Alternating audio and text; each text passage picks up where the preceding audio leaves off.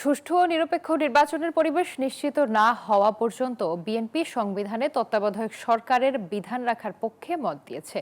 জাতীয় ঐকমত্য কমিশনের সঙ্গে দ্বিতীয় দফা বৈঠক চলাকালে দুপুরে কথা জানান বিএনপির স্থায়ী কমিটির সদস্য সালাউদ্দিন আহমেদ।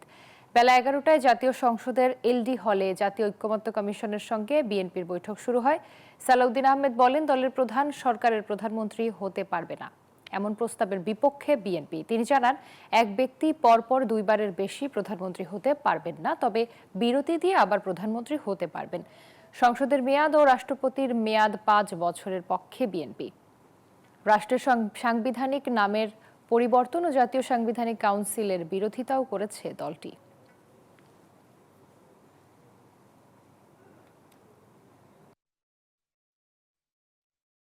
পার্টি প্রধানের ক্ষেত্রে যে ওনারা একই ব্যক্তি হতে পারবেন বলে প্রস্তাব দিয়েছে, এখানে আমরা এটা ওপেন রাখতে বলেছি, যেটা অপশনটা পলিটিক্যাল পার্টির এবং মেজরিটি পার্টি অব দি পার্লামেন্টের অপশনটা রাখা উচিত। কারণ সেই মেজরিটি পার্টি পার্লামেন্টের সংসদীয় দলের নেতা, সেটা অন্য বিষয়, সেটা পার্লামেন্টের ভিতরের বিষয় না।